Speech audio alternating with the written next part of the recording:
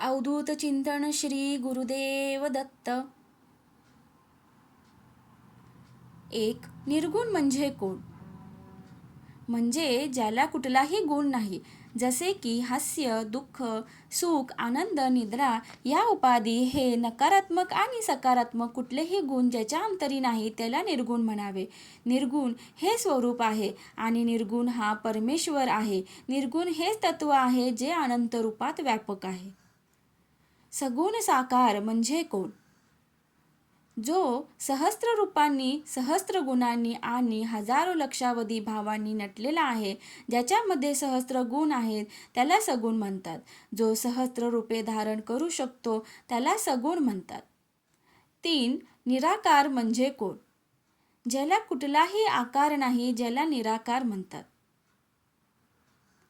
निर्विकार म्हणजे कोण?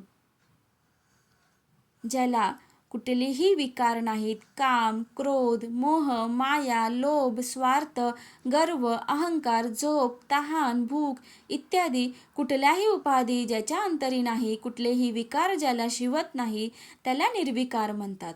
निर्भेद म्हणजे कोण?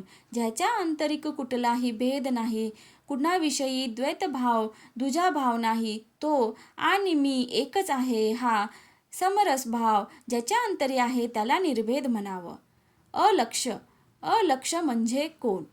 ज्याच्याकडे कोणाचेही लक्ष जात नाही असा निर्गुण निराकार परमात्मा, ज्याच्याकडे आपल्याला लक्ष देऊन पाहणे आहे असा अलक्ष निर्गुण निराकार परमेश्वर, त्याला अलक्ष म्हणतात. निरंजन म्हणजे कोण? निर म्हणजे नाही, अंजन म्हणजे काजळ. ज्याप्रमाणे बिना काजळ घालताही जो सर्व काही पाहू शकतो, सर्व काही ज्याला स्पष्टपणे दिसतं, अर्थातच निरंजन म्हणजे जो सर्वत्र पाहू शकतो, त्याच्या प्रकाशाने विश्व प्रकाशित होते. त्याच्यापासून सृष्टीचा आरंभ आहे, परंतु त्याला कुठलाही आरंभ नाही, त्या कुठलाही जन्म नाही. त्याच्यापासून जन्म मृत्यू आहेत, परंतु त्याला स्वतःला जन्म मृत्यू नाही.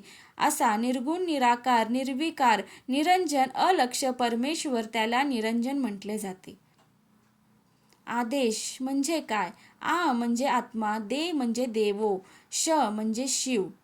आत्मा हाच देव आहे, हा शिव आहे, याचे स्मरण करून देणारा हा आदेश शब्द. गुरु म्हणजे कोण? गु म्हणजे अंधकार आणि रु म्हणजे प्रकाश. जो अंधारातून प्रकाशाकडे नेतो, मायेच्या अज्ञानातून मूर्तेमधून निरंजन निर्विकार परमेश्वराच्या ज्ञानाकडे, प्रकाशाकडे व गूढतेकडे घेऊन जातो, त्याला गुरु म्हणावे. तसेच सतगुरु म्हणजेच भगवंताचे सत्यगुह्य रूप दाखवणारे सद्गुरू होय. प्रपंच माया म्हणजे काय? आपण अनेकदा म्हणतो की अध्यात्म करण्यासाठी संन्यास घेणे आवश्यक आहे किंवा प्रपंच त्यागणे आवश्यक आहे. प्रपंच माया त्यागणे म्हणजेच प्रपंच त्यागणे असे आपण मानून घेतो. परंतु संसार प्रपंच म्हणजे सारासार ही सृष्टी आहे आणि या सृष्टीमध्ये असणारा भोवतालचा सर्व पसारा, हा पसारा आपण जन्माला येण्यापूर्वीच इथेच होता, मेल्यानंतरही इथेच राहणार. येतानाही यातील काही आपण घेऊन आलो नाहीत आणि जातानाही काही घेऊन जाणार नाही. परंतु जन्माला आल्यानंतर इथे असणाऱ्या या संसारिक गोष्टी भुलीत होऊन हे माझे ते माझे आदी मोह, लोभ, स्वार्थ, बाळगणे हे विकार ज्याच्यामधून उत्पन्न होतात त्याला माया म्हटले गेलेले आहे. या सर्वांची उत्पत्ती हे वासनेमधून होते. वासना बुद्धीशी समरस झाली की, बुद्धी वासनेशी समरस झाली की मग मायेचा खेळ चालू होतो.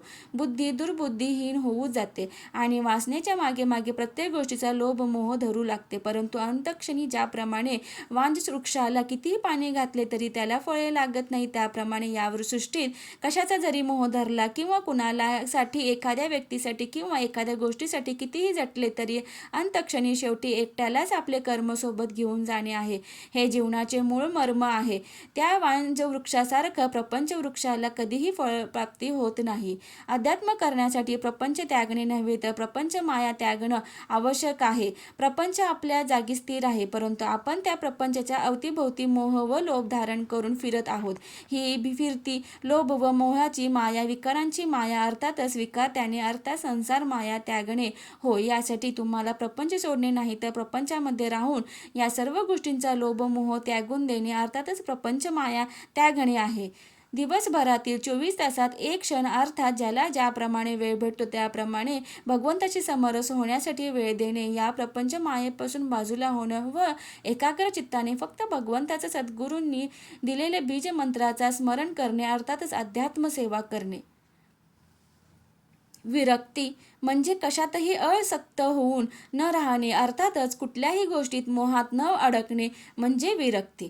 चैतन्य म्हणजे काय? चैतन्य म्हणजे परमात्मा, तेज, प्रकाश स्वरूप जीव म्हणजेच चैतन्य आहे.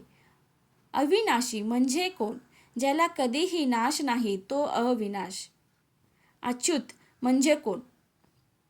जो कधीच कोठेही ढळत नाही, नेहमी एका ठिकाणी स्थिर राहतो त्याला अच्युत म्हणतात. जो कालही होता, आजही आहे व उद्याही राहणार आहे. अनादी म्हणजे कोण? ज्याला जन्मही नाही, ज्याला मृत्यूही नाही, ज्याला सुरुवाती नाही आणि ज्याला अंतही नाही त्याला अनादी म्हणतात. निरामय म्हणजे कोण? जो सर्वात असूनही नाही आणि असून नसूनही आहे त्याला निरामय म्हणतात. अशा निर्गुण, निराकार, निरंजन, निर्विकार, सगुण, साकार स्वरूपातील सद्गुरूंना माझा साष्टांग त्रिवार नमस्कार. श्री अवधूत चिंतन श्री गुरुदेव दत्त. व्हिडिओ आवडल्यास व्हिडिओला लाईक, शेअर आणि सबस्क्राईब करायला विसरू नका. धन्यवाद.